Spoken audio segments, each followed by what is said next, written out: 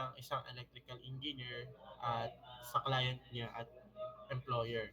Then, pangatlo ay kung paano ba makitungo yung electrical engineer to electrical engineer. So, kapwa engineers. Ano? So, ayan. So, code of ethics. Forward. So, ano po bang ibig sabihin muna ng ethics? Basically, it is a set of moral principles or values. Ano? So, to govern the conduct of an individual belonging to a group or profession on the basis of honesty, fairness, and justice. So basically, set siya ng standards, set of behavior or kung paano ba tayo mag-behave when it comes yun nga sa professional life natin, sa clients natin, employers natin, sa kapwa natin, electrical engineer. Lang naman.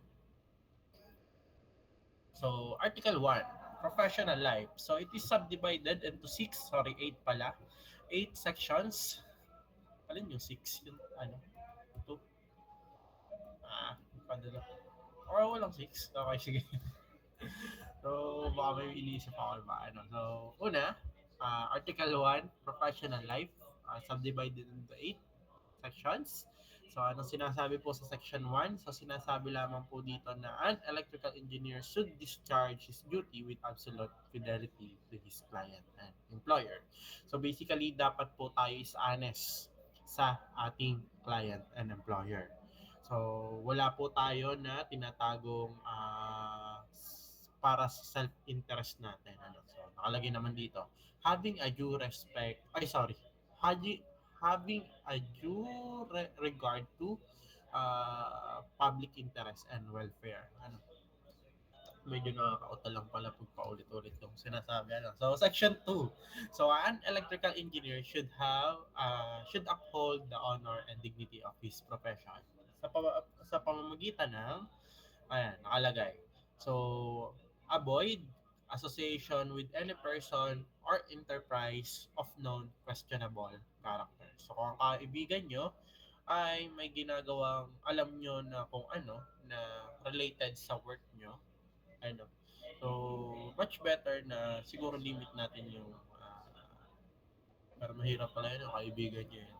So anyways, iwasan po natin siguro yung medyo mahal, ini-incorporate natin yung work natin with that character. Ano, so, with that tao na merong questionable character. Ano. So, pwede po kasing mabawasan po yung ano natin, yung dignity natin. Ano, so, or yung credibility din natin ano sa magiging client at employer natin. So sabihin kasi natin, uy, ito dikit yan kay ganto ganyan. So yung ganto ganyan na yan, medyo known siya na may ginagawang anomalya. So basically parang nadamay ka na ano dahil dun sa uh, masyado kang associated dun sa questionable character na yan or sa tao na yan. Ano. Section 3, ano po bang sinasabi dito? Madalas dito sa Section 3, dito sumasabit yung mga fresh grad. Ano?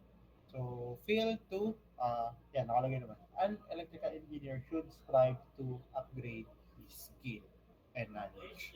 So, kadalasan na sinasabi ng mga fresh grad kapag may trabaho na sila, ay, hindi naman yan sakop ng aking scope of work. Mga ganun. Hindi kaya ang nangyayari, hindi na upgrade ng skill. Hindi na nila inaaral yung iba. So for example, natutunan mo dito sa school ay PLC. Ano. So, marunong ka program ng PLC. Pero, may kulang pa. Ano, parang start-stop lang yung alam mo.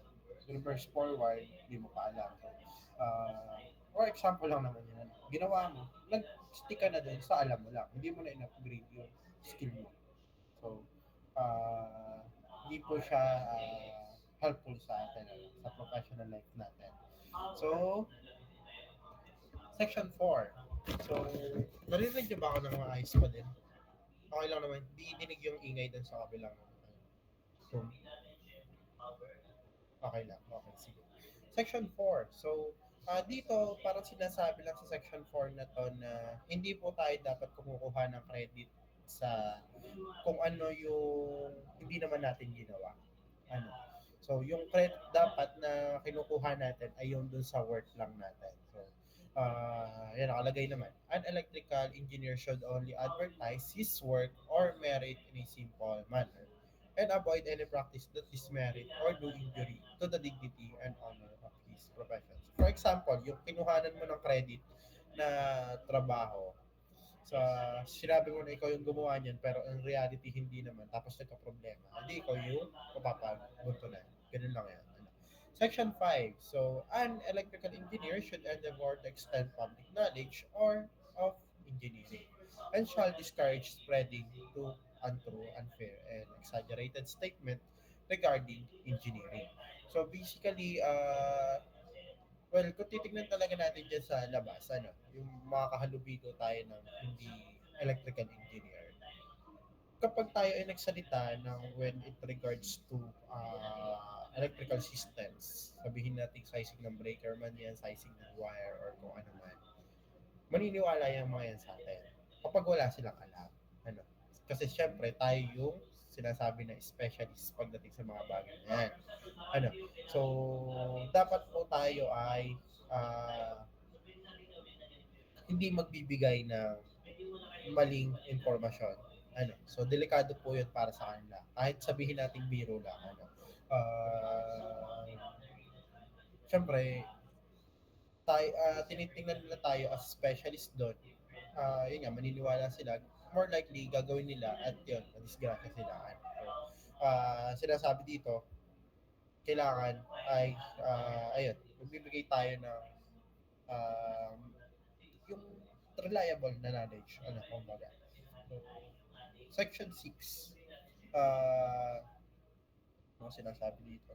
Section 6, kunwari ikaw is isang employer na, ano, so may sarili ka ng company, tapos yung isang mong empleyado, nagsabi sa'yo na merong siyang sakit, ano, so, tapos, pansin mo na hindi siya makakapag-perform ng maayos sa work, ano, so, hindi po natin siya pwedeng pilitin na pumasok, ano, so, nakalagay naman dito. So, an electrical engineer should have due regard to all times for the safety of the life and health of his employees, other workers. Yan na. So basically, mas priority dapat natin yung health and life ng ating mga workers. Ano. So, for example lang, kahit yung yun nga, yung life and death scenario or kahit yung ergonomics man lang, ano.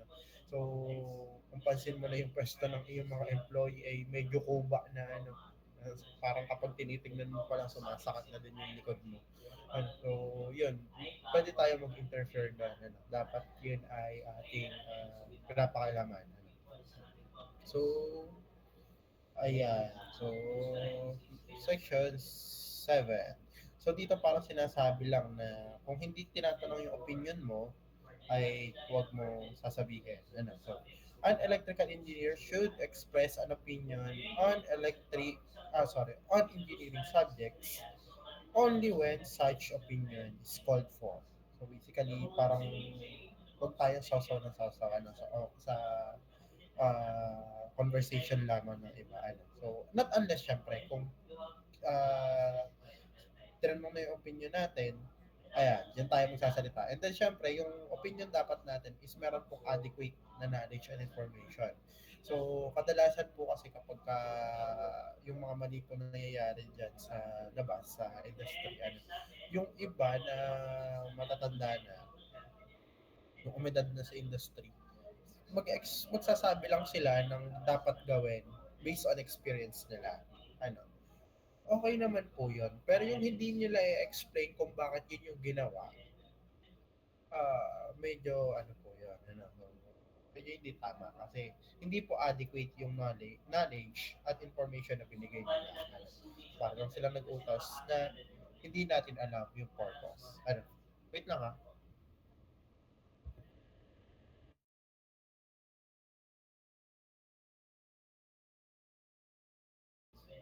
Then, number 8, ay sorry, section 8, parang katulad lang ng section 7. Pero dito ay yung halos katulad din siya nung nasa uh, ito sa section 5. Ano. So, an electrical engineer should not issue statement, criticism, opinions, argument, or other views on matter except where public interest is affected. Ano. Now, article number 2. So, basically, dito malalaman natin kung paano ba or ano po ba yung set of ethics or code of ethics na dapat taglayin ng isang electrical engineer in relation to the client or employer niya. So, dito, parang katulad, section 1, halos katulad lang ng section 1 dun sa professional life. Uh, sorry, Article 1, Section 1, halos katulad lang siya nung nandito sa Article 2, Section 2. Dapat wala po tayong tinatago na conflict of interest. Ano? So, nakalagay naman dito. An electrical engineer should be fair, impartial, and reasonable. Ano? Kapag nag-render tayo ng services natin sa client, sa consumer, sorry, sa employer, or sa contractor natin. So, section 2, ang sinasabi naman dito ay kung kunwari na meron tayong gagamitin bago tayo pumasok sa isang kontrata, ano, so, before undertaking any engagement or entering any contract, yung dapat gagamitin natin na apparatus or services natin na merong kinalaman sa financial interest, dapat ay maklarify muna natin kay client or employer. Ano? So sir, parang ano kasi yan eh, pera nila yung gagamitin natin. Ano, kumbaga. So dapat alam nila kung saan natin dadalhin yung pera nila. Parang ganun. Hindi po sa bulsa natin. Ano, ganun. So, section 3. So, by the way, masyado ba ako mabilis? Okay lang? Nakakasunod? So, ibig sabihin ba nung thumbs up ay masyado mabilis? Okay lang. Thumbs up. So, po okay lang. Isa pa. Yung wala na. Sige. I think naman ay okay pa. Magtanong kayo ha kapag ano, or magsabi na kayo kapag masyado ako mabilis. Okay? So, nasa na tayo?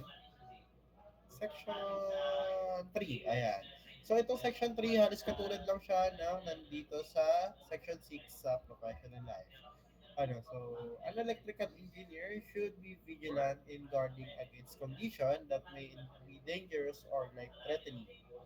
So, it's either hindi natin property or property ng client ang madadamage, dapat tayo is vigilant po dyan. Ano? So, Section 4. So, ayan. So, dito naman papasok yung kunwari meron kang project na nakuha, tapos uh, merong function na binigay sa'yo or sinabi ni client na gusto niya na may ganito, ganyan, tapos hindi naman pala di naman pala possible. Ano, or may limitation dun sa mga gusto niya na hindi natin makukuha. So for example ay tatayo daw tayo ng solar panel sa ano, sa ilalim ng dagat, ganun. Ano, pero medyo imposible naman yan. Ano kaya yung medyo? Basta, dapat alam ni client na merong consequences or limitation yung work na gagawin natin bago natin tanggapin. Okay? So, yun lang naman yung sinasabi niya sa section number 4. Section number 5, so dito din na sinasabi na kung kunwari ay meron tayong hindi nasakop ng ating trabaho. For example, ay, ayan, sige, basahin muna natin to section 5. So, an electrical engineer should honestly advise his client or employer to engage the service of other expert and specialists and should cooperate with them in the interest of his client or employer. So, for example, tayo is nagtatayo ng bahay. So, sabihin na natin may alam tayo sa structures, ano, pero iba pa rin yung expert or specialist yung gumawa. So, kaya ang ginawa mo, in-advise mo si client na kumuha ng structural engineer. Ano, structural, civil, ano ba, structural civil engineer or civil structure. basta structural engineer, ano. So, in-advise mo sa client na kumuha ng structural engineer para makapagtayo ng bahay. So, mga ganun baga. So, yung hindi natin sakop na ng work natin, so, advice natin kay client para kumuha siya ng iba. Ano. So, then makikipag-cooperate ka siyempre sa kanila, ano, dun sa mga specialist na yan, para sa ikatutupad ng pangarap ng client mo. Kasi ako lang. Wait lang ah.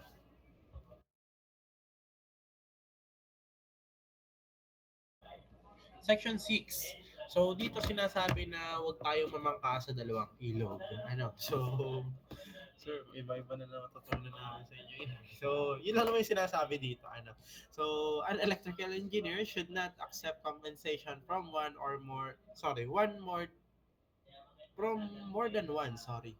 More than one interested party for the same professional service pertaining to the same work without the consent of all affected parties. Ano? So, basically, kung kukuha tayo ng trabaho, dapat alam ng client natin na, ayun, mayroon pa tayong ibang client, parang gano'n. So, number 7. So, an electrical engineer should not divulge matters or information which has come to his knowledge concerning affairs of his client and employer without their consent. So, basically, bago tayo disclose ng mga information, dapat po ay alam muna ng client natin. The section 8, so an electrical engineer should not be financially interested in the bids of contractor or on competitive work for which he has been on or expects to be employed as an engineer. So, unless syempre, may consent ni client. So, basically, para kapag pera-pera yung usapan, labas po tayo dyan. Not unless kung ang trabaho natin ay estimator or tayo yung sales engineer. Ano? So, syempre, may involved talaga ang pera doon. Then, section 9, so an electrical engineer should promptly disclose to his client or employer and interests which may have sorry, which he may have in a business that may conflict with or affect his decision regarding engineering work for which he is employed or which he may be called upon to perform. So ano po ibig sabihin nun? So basically, kunwari may isang scenario na ikaw ay nagtatrabaho sa isang company. Tapos naka 1 year ka na doon. Okay naman. Maayos yung katrabaho, madami ka natututunan. Ayun, ayos naman lahat. Ano. Pero may kulang. Ah, kulang sa sweldo. Or kapos yung sweldo mo doon. Ang ginawa mo, nag-part-time ka. So, dapat po alam ni employer mo na meron kang part-time job. Okay? Na ginagawa. Ano. So, violation po yun ng Code of Ethics natin kapag hindi nila alam. So, kasi madalas kapag kunwari may business trips, ano, baka mahinder ng part-time job mo yung pagpunta mo dun sa malayo. Ano. So, yun lang naman yung concern dyan. So, kung clients naman, kung ikaw ay contractor na, ano, so, ikaw na yung kumukuha ng sarili mong project, dapat alam ni client mo na meron ka pang ibang client kung meron man. Ano. So, syempre, mahati yung attention mo. Pagka ganun. Actually, katulad din siya naman dito eh. Yung sa section 6. Ano. So, dapat kailangan muna may consent ng lahat ng parties. Ayan. Article 3, relation with fellow engineers. So, paano ba po tayo makitungo sa kapwa natin engineer? So, electrical engineer should endeavor at all times to protect engineering profession. So, collectively and individually against misinterpretation, distortion, misunderstanding, or unfair criticism. So, for example, meron ka lang ditong nakita na may maling ginawa yung kasama mo. Ano? So, dito, pwede mong gawin ay correct siya. Ano? Nang hindi publicly. Ano? Siyempre, protektahan nyo muna yung ano mo, yung dignity din ng isa't isa. Ano? So, Pwede, kung collectively naman, so more likely yan ay yung mga meetings sa companies nyo. Ano? So, ano ba dapat gawin nyo to ganyan? Yan. Uh, Section 2. So, an electrical engineer should give credit for the engineering work to the person whom the credit is legally due. So, kung, ayun nga, katulad nung nandun sa Article 1, kung hindi tayo yung gumawa, hindi dapat tayo yung kukuha ng credit. So, sa gawa ngayon. So, kung sino gumawa, sa kanya po yung merit. Ano, so, Section 3, so, an electrical engineer should live up the standards of professional practice for electrical engineering. So, dapat, kung ano yung nasa PEC, ano, so, alam dapat natin. Ano. Then, kung code of ethics na din, dapat alam din natin, ganoon din tayo kumilos. Ano. So, hindi lang sapat na alam natin, dapat linilive up natin yan. Okay? Okay. Ano. Lumipat. Then, yan. So, Section 4. So, dito, parang sinasabi lang na wag natin sugatan na yung reputation ng kapwa natin engineer ano. So, directly man or indirectly. So, ma kumbaga parang ano na din, kung sa'yo ba gawin yun, ang mararamdaman mo, parang ganun ano. So, professionalism ano. So, kung may mali yung kapwa mo na electrical engineer na nagawa, correct mo lang ano. So, yun lang naman. So, not in a nice way. Ano. So Section 5, so an electrical engineer should not compete with other engineer on basis of compensation or particular work by means of underbidding after the result of public bidding are announced. So, yun po for last. Then, Article 5, 4 na tayo. Hindi ko na ito papakabasahin pa. Intindihan nyo naman na yan. Then, kailan po ba ito naging effective? Ayan, May 9, 1988. Then, yun lang po for Code of Ethics. Then, next topic tayo. Ayan, Magna Carta for Residential Electricity Consumer. Gusto nyo ba mag-break muna tayo? Kahit 10 minutes? Sige, break muna tayo, 10 minutes. Balik tayo ng 3:50. Okay? Water break or ano naman.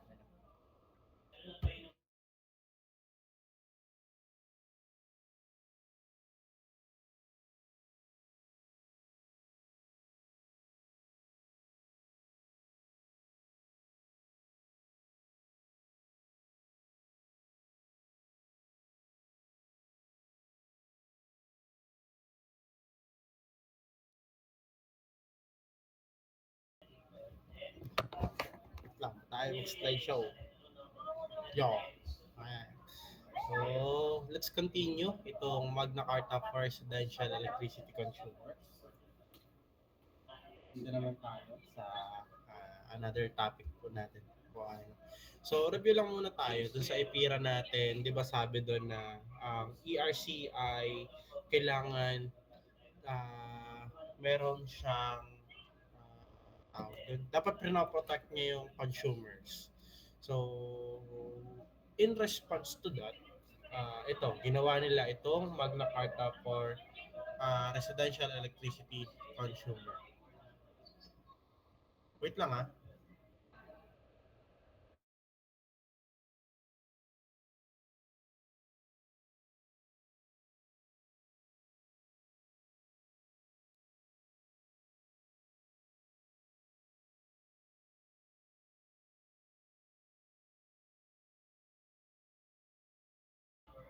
Yeah, so in response to that, so ginawa nila itong Magna Carta for Residential Electricity Consumer. So, depende lang muna natin yung Magna Carta. Ano? So, it is a Latin word for kalimutan ko pala. So, pero ang meaning nun ay rights ano or karapatan. So, Ayan. So, kung sasabihin natin, ito ay karapatan ng mga residential electricity consumers. So, simulan natin. So, pursuant to the provision of Section 41 ng EPIRA, so, and otherwise known as EPIRA, so the ERC, ayan, meron siyang ginawang resolution na ito. So, summary natin, meron tayo 40, ayan, 40 na articles saka apat na provisions. So, una ay about sa general provisions lang. So, Chapter 2 naman ay consumer rights. So kung may rights tayo, may obligation din tayo. Nasa Chapter 3. At yan, final provision na yung Chapter 4. Sige, muna natin. So, title muna tayo. Yan. Title natin for this resolution. So, hindi po ito act. Hindi po ito Republic Act. Isa po siyang resolution. So, this resolution shall be known as Magna Carta for Residential Electricity Consumers. So, yun na po yun. Definition of terms, di ko na ito papakabasahin sa inyo. Pero siguro, muna natin to number 1. Dahil yan po ay gamit na gamit. So, bill deposit. Ano po ba si bill deposit? So, basically, ito po yung binabayaran ng consumer na para kung meron siyang bagong service or service entrance or additional na service na gagawin. So, magkano po yun? Estimated bidding for 1 month to guarantee payment of bills. Yan lang naman po yun. So, bill deposit. So, yung iba ay basahin nyo na lang. So, applicability, kanino po ba applicable itong Magna Carta po na ito? Siyempre, nakalagay as the title suggests, Magna Carta for Residential Electricity Consumers. So, basic rights. Ano po yung pinaka-basic nating karapatan as electricity consumers? Nakalagay dito, have quality, reliable, affordable, safe, and regular supply of electric supply. Pagod. Electric power. Sorry, So, uh, ayan. Kung ang inyo pong electric power ay hindi po quality, hindi rin po reliable, lagi nawawala, medyo mahal, unsafe, may pumuputok-putok, pwede po nating i-complain yan sa ERC. So, lahat po ng rights po na mababiolate po dito sa resolution na to, pwede po nating i-complain sa ERC. Okay? So, ayan. To be accorded, courteous, prompt and non-discriminatory service by the electric service provider. So basically yung kung ano yung pagmamay-ari natin, tayo po yung kikilalanin na may-ari nun. So to be given a transparent, non-discriminatory and reasonable price. So basically as diniscuss natin sa EPIRA, dapat po yung atin pong billing ay tawag dito, naka-breakdown na from distribution, from generation, distribution, generation, transmission, distribution, supply. So, yun, naka-breakdown na doon. So, number 4, to be an informed electric consumer and given adequate information on matters affecting the electric service of consumer concern. So basically, dyan po papasok yung ating mga, kunwari is scheduled maintenance kung saan magpapatay sila ng ilaw or tinatawag nating scheduled power interruption. So dapat po tayo basic right po natin na may alam po tayo sa ganun. Ngayon, kung may alam yung kapitbahay mo pero hindi mo alam, kasalanan mo na yan. Biro lang. So baka hindi mo lang narinig. So, ayan. Anyways, section 5 tuloy. Number 5, to be accorded prompt and speedy resolution of complaints by both the distribution utility and ERC. So basically, kung may complaints tayo, dapat meron din silang magiging response. Yan lang yung sinasabi dyan na rights natin. So, number 6, to know and choose the electric service retailer. dito papasok yung mga malalaki sa ARCOA, retail competition natin. And so, na-discuss ko na naman na yun. So, number 7, to organize themselves as consumer organization in franchise area where they belong and where they are served by the distribution utility or as a network of organization. So, kung meron tayong rights, meron din tayong obligation. So, ano-ano po yung obligation natin and responsibilities natin? Wait lang ah.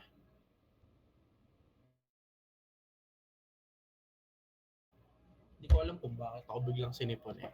Wait lang.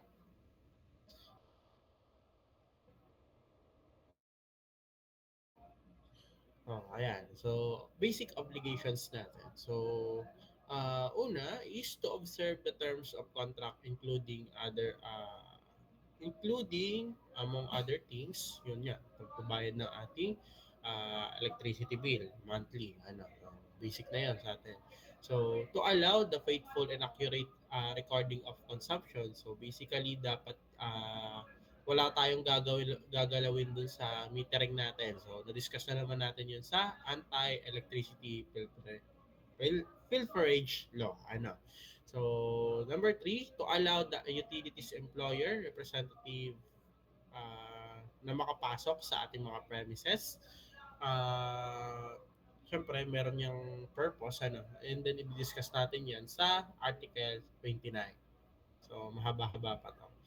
To take proper care of metering or other equipment that the electric utility has installed in his premises. So, kapag po may na-install ng metering, what are metering sa atin, so dapat po yun ay pinapaka-alagaan natin, so hindi po natin sisirain or hindi po natin i-tatamper. Number 5, so ito inform the distribution utility or proper official of any theft or filterage of electricity. So kung meron kayo nakikita na nag-jumper, so ayan, din siya papasok. Obligation po natin na sabihin po siya sa mga authorities. And then number 6, to cooperate with and support our programs on wise and efficient use of electricity. So ayun. Parang dami naglalap pa. Nangyari. Narinig niyo pa ako maayos? Parang sunod-sunod yung nag thumbs up kung kay, ba? Okay pa?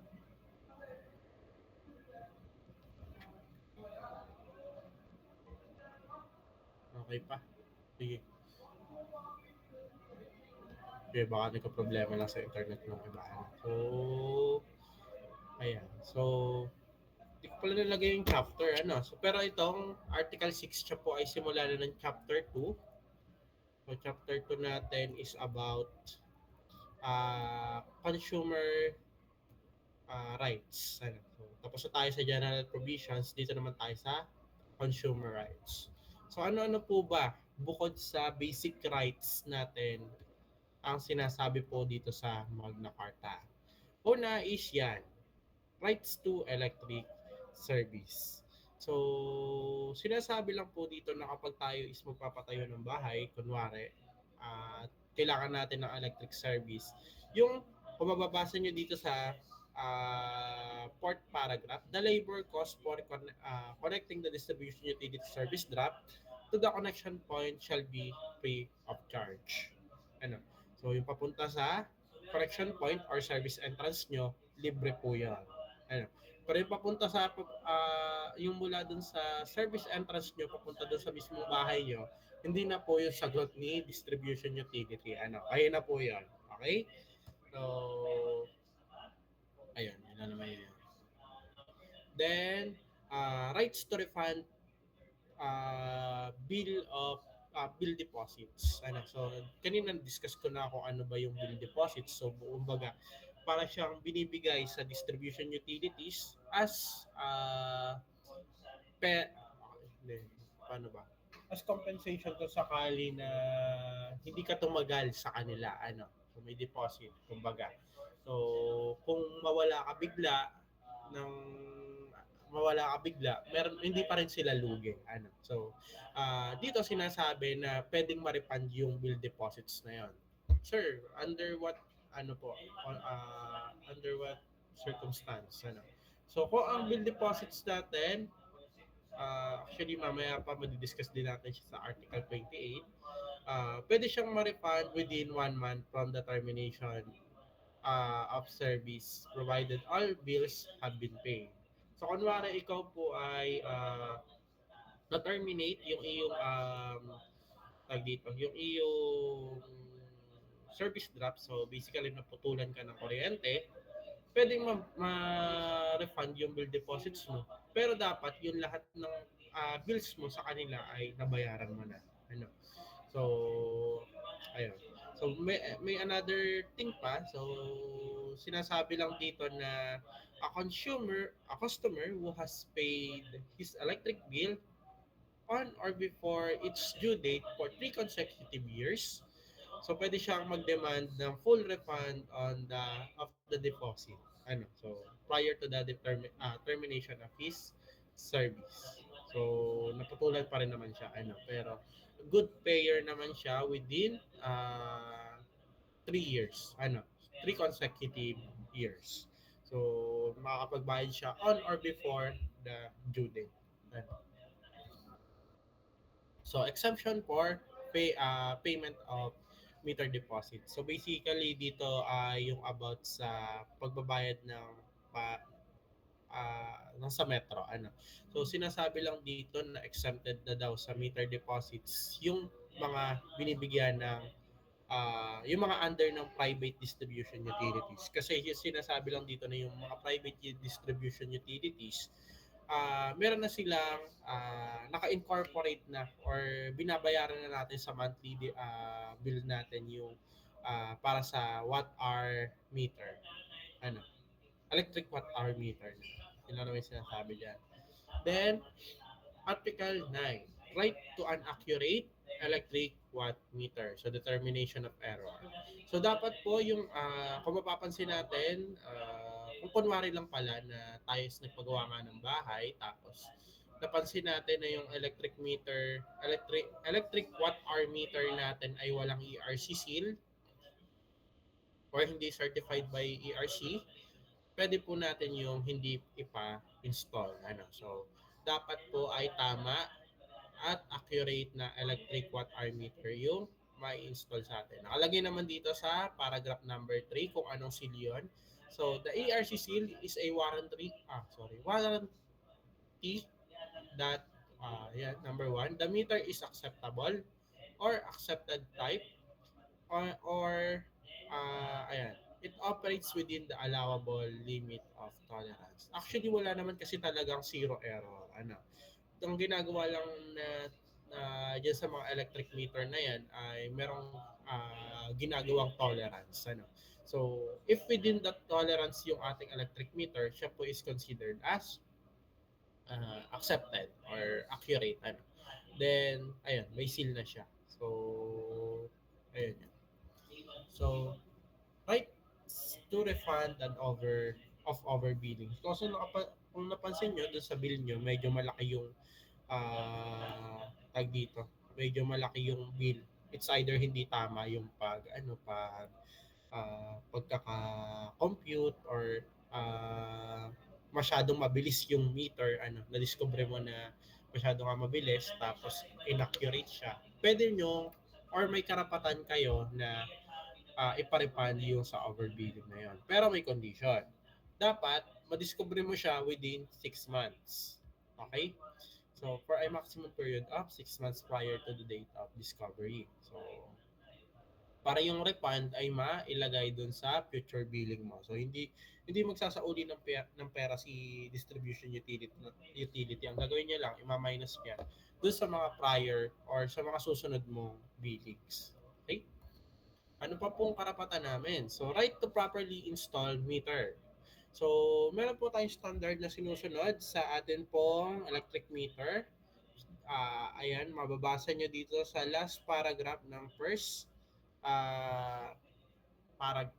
last sentence ng first paragraph. So, sabi dito ay, Meter shall be located on the outside wall of the building.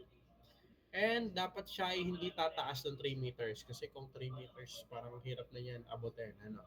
So, at hindi rin bababa ng 1.52 meters. Yun lang. So, kung hindi po tama yung pagkaka-install, yung customer po natin, pwede po siya mag-request ng relocation. And then, ayun, yun lang naman.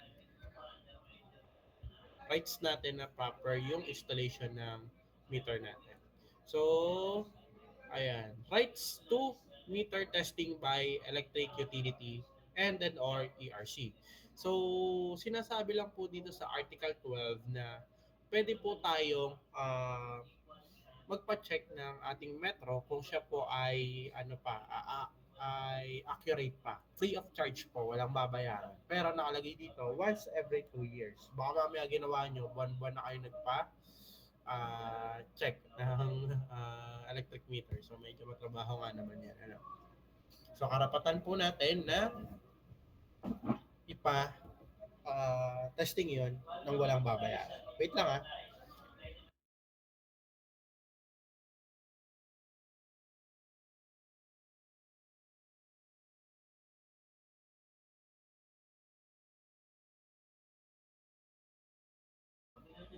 Ayan. So, ano pa? Yan. Pwede tayong magpa-electric pa-testing ng meter na walang binabayaran every 2 years. Yan. Yun naman sinasabi dyan sa Article 12. Article 13, rights to prompt investigation of complaints, customer dealing. So, sabi ko kanina, kapag po tayo ay meron pong complaints, rights po natin na or karapatan po natin na ma-deal yun ni ERC. Ano, so, dapat po ay nakalagay dito, agaran. Ano, so, kailan namin sinasabi dyan. Then, Article 14. So, rights to extension of line and facility. So, kunwari, si customer ay medyo malayo yung lugar, ano, yung bahay niya. Tapos, yung kanyang service drop ay, ayun, nasa wall niya. Then, uh, masyadong malayo yung secondary line voltage or yung secondary low voltage lines ng transformer sa mismong service drop niya. Kaya nung ginawa niya, nung connect niya doon sa breaker kung ano yung naging voltage niya, medyo mababa na. Kinain na ng dito na wire, yung kuryente, ano, kumbaga. Parang ganun. So, sinasabi lang po dito sa Article 14 na uh, pwede siyang mag-demand or mag-request sa distribution utilities na may gawin para maayos yung uh, service sa kanya. Ano? So, at certain voltage na kailangan niya, dapat yun yung nakukuha niya. So, free of charge din po to. Ano? So, expense na ni utility yung pag-extend ng lines nila and facility. Ano, hindi lang po linya yung extend, pwede po facility din po mismo. So may nakalagay dito, a consumer located within 30 meters from a distribution utilities. Ayun, 30 meters. Pero alam ko 40 meters. Sige, sundin na natin to, 30 meters. Anyways, uh, right to information, scheduled power interruption. So, basahin na lang natin tong last paragraph. So, at least 2 days daw before the scheduled power interruption, dapat po is na-announce na ni distribution utility na magkakaroon siya ng power interruption. So, pwedeng yung ginagawa ng Battlelect na nagpo-post sila sa FB, pwede na yon. Pero yung ginagawa din nila na yun, merong nag-iikot na sasakyan nila, nag-a-announce na mawawalan po ng ilaw, ganun. So, pwede yun. Ano. Basta 2 days before the power interruption, dapat ay alam natin. So, karapatan po natin yun. Okay? So, right to a transparent billing. Ayun nga, as I said dun sa EPIRA, dapat po ay transparent po yung billing po sa atin. Then kung hindi transparent, na-violate na yung karapatan natin, pwede natin i-complain yan sa ERC. Okay? So, ayan. Rights to a monthly electricity bill. So, dapat po yung atin pong electricity bill, sinasabi lang dito na dapat ma-receive natin monthly. Ano? Kasi meron kasing, uh, anyways, good. Ayan, ayan. So, rights natin na ma-receive siya monthly. Yun lang namin sinasabi dyan. Hindi porke malayo yung bahay natin, hindi na natin marireceive, yun po ay violation na ng rights natin. Okay? So, rights to a due process prior to disconnection of electric service. Sir, akala ko po ba, sabi niyo dun sa anti-filterage, ay pwede pong mag-disconnect si distribution utilities ng walang prior notice. Bakit ngayon merong due process prior na dito? So, case to case scenario kasi yan. Ano, yung discuss ko dati is anti-electricity pilferage. Ano. So, kapag po yun yung kaso nyo, yan, papasok siya dito. Ano, agarang tagtag yan. Pero kung ito lang naman, yung non-payment, ano, so, meron pa yung due process. Okay? So, una, so, karapatan natin na dito, na hindi agad muna tayo maputulan kung tayo ay merong ginagawang non-payment. Ano? So, hindi ka nakapagbayad this month, hindi ibig sabihin nun na after 9 days na hindi ka nakapagbayad, putol na kaagad. Ano? So, 9 days lang kasi yung pagbabayad ng monthly billing. Ano? Kapag lumagpas ka doon, putol na agad. Hindi yun ganun. Ano? So, kung non-payment, meron pa tayo isa-serve na disconnection, uh, ano yun? Pag dito, notice of disconnection. So, basta yan, notice of disconnection. So, a written notice must have been served to us customer 48 hours before such disconnection. So, hindi po agad tayo mapuputulan muna kung non-payment lang naman yung ating violation. Ano? So, ayan, karapatan natin makatanggap ng notice of disconnection. Now, pwede po bang masuspend pa din yung dito, disconnection, sir, pagkatapos ng 48 hours? Yes po, pwedeng masuspend yun. Kapag tumapat yung 48 hours ng Saturday, Sunday, and official holidays. So, nakalagay naman dito, notwithstanding the service of notice, but subject to the provision of RA 7832, disconnection of service shall not be made on any weekdays beyond 3 o'clock.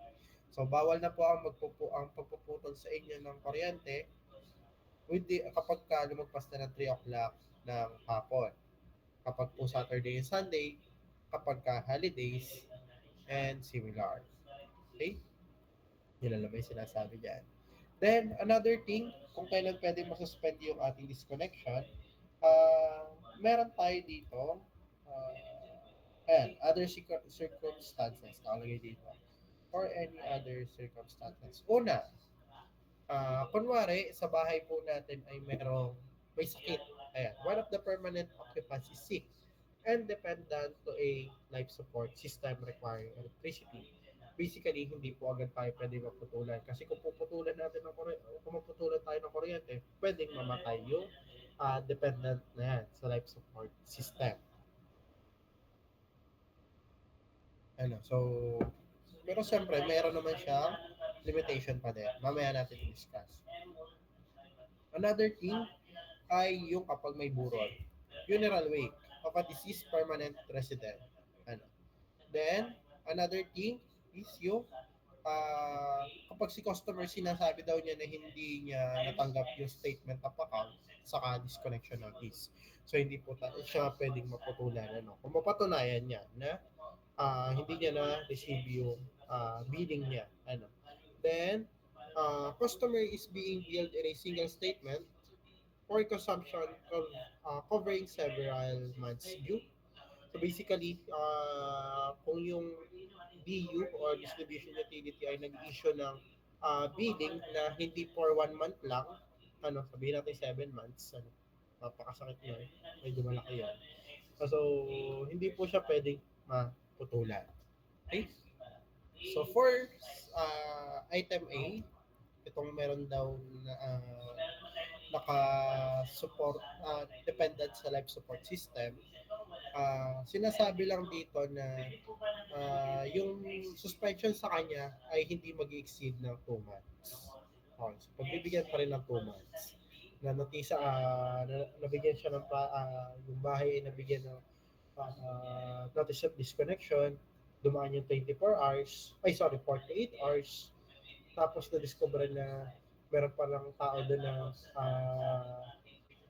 nakadepende sa life support system. So, extended pa ng 2 months yung, ano niya, yung disconnection niya. Then for item B, yung merong patay, ano, so, uh, it shall not exceed 1 month or until the interment. Yun lang naman yan. Then for section, item C, yung, ano nga yung item? Ayun, yung hindi daw nakatanggap ng billing. So, kung mapatunayan niya, so the non-receipt should not be caused by the refusal of customer to accept such electric bill or notice. So kung hindi niya tinanggihan, basically, pero kasi nakalagay dyan yung, nakalimutan ko kung anong article yun, pero obligation daw natin na tanggapin yung electric bill. Ano? So, rights natin na makareceive ng electric bill, obligation natin na tanggapin yun. Ano, so, dito, parang sinasabi na kung refuse, di putol pa rin. So, item D, yung, ano nga yung item D? Ayan, yung hindi siya nabigyan ng billing sa due date niya.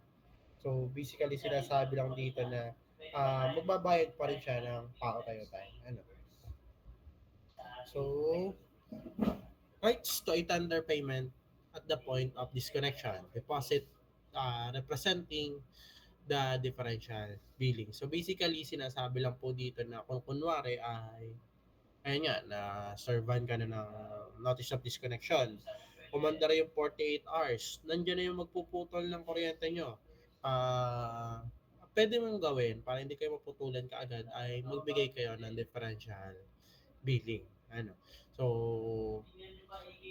pwedeng doon sa agent mismo, nakalagay naman dito, at the point of disconnection.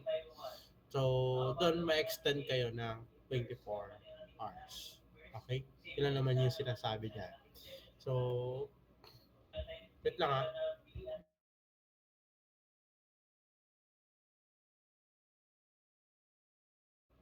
Yan, yun na naman yung sinasabi yan.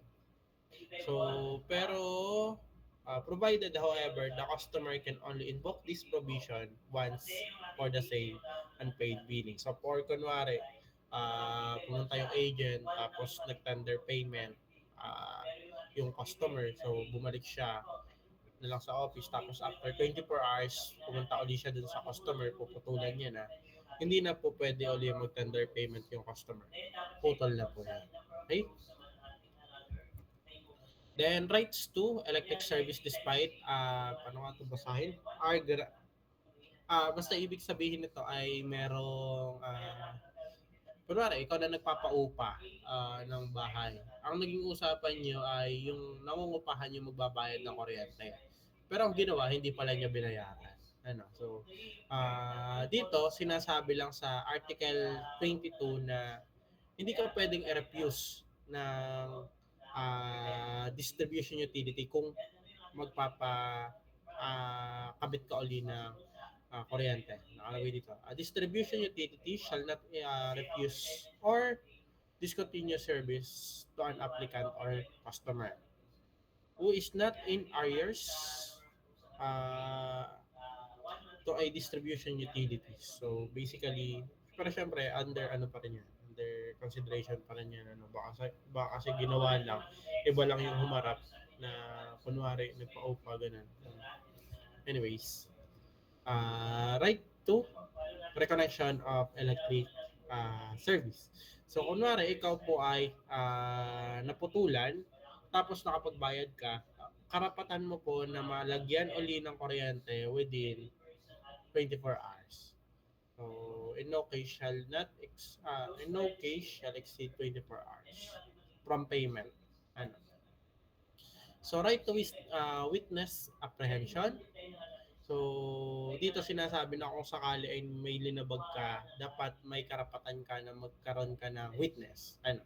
Na someone na suitable yung age. Kami sinasabi dyan.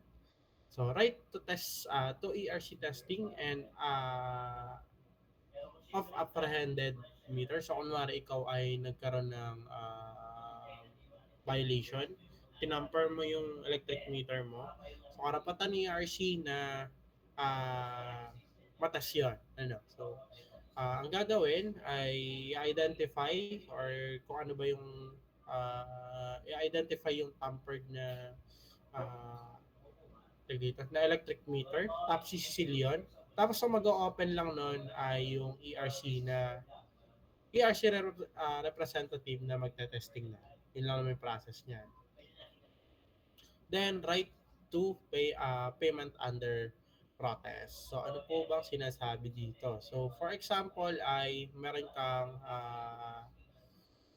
Sige, basahin natin. So, in cases of regular electric bill or billing adjustment due to the stoppage or failure of meter to register the full and correct amount of energy consumed, the customer shall have the right to pay under protest for purpose of this continuous supply of electricity. So ano po ba ano po ibig sabihin nun? So kunwari merong mali lang sa billing So nagkaroon ng billing adjustments pero ang nabigay sa iyo ay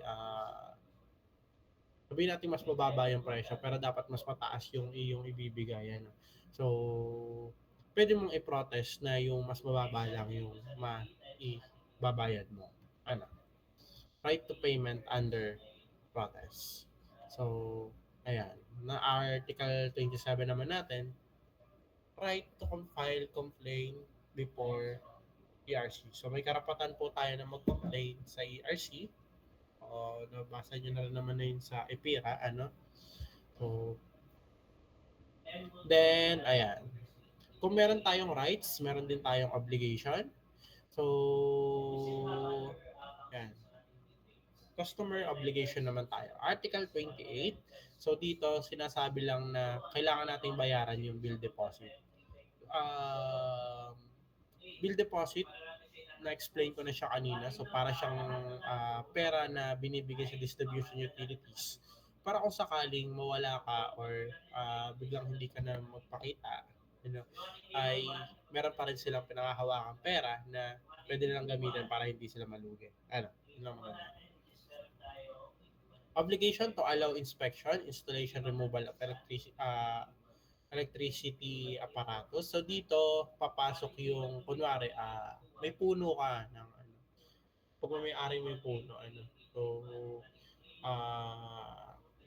nakasabit na siya doon sa kuryente. Tapos ginawa ni distribution utility, pinutol yung sanga. So, it's your obligation na i-allow yon. Hindi ka pwede mag-protest po sa kanila. Ay, hindi. Mahal namin tong puno to. Ganun. So, hindi po ganun.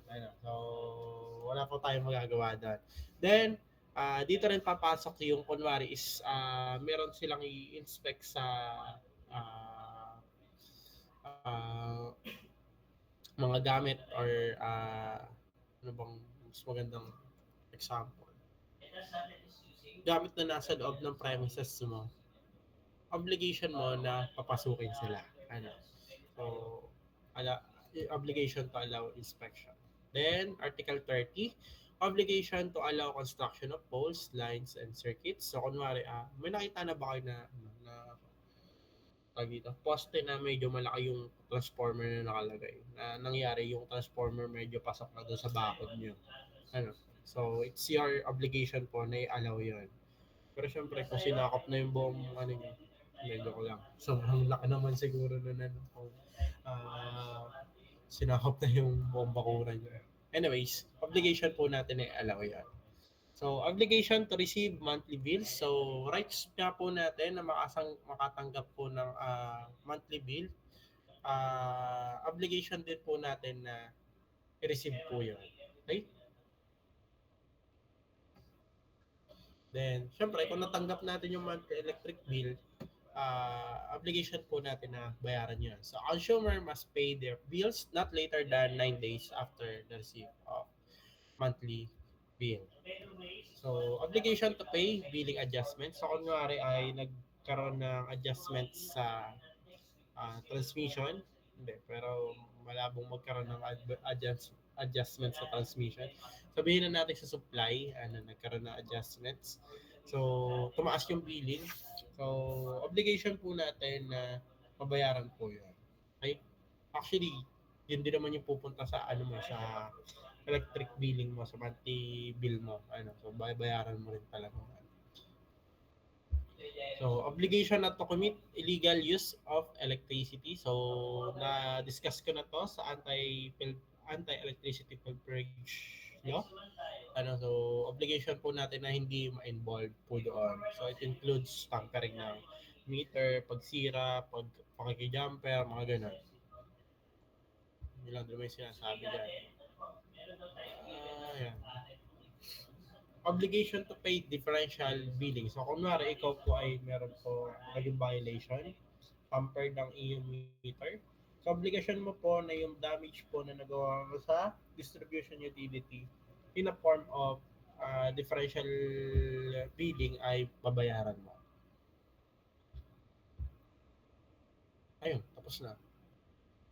Kaya na magbasa nito. 36, 37, 38, 39, 40. Ayun lang. Meron pa may tanong? Ayun, sabi na 30 minutes counter. Wala na? Wala may tanong? Sa quiz at sa case study sa midterms. Meron pa may tanong? Oh no, di pala ako nakapag-track ng attendance. Ay, may Raysan. Sino yun?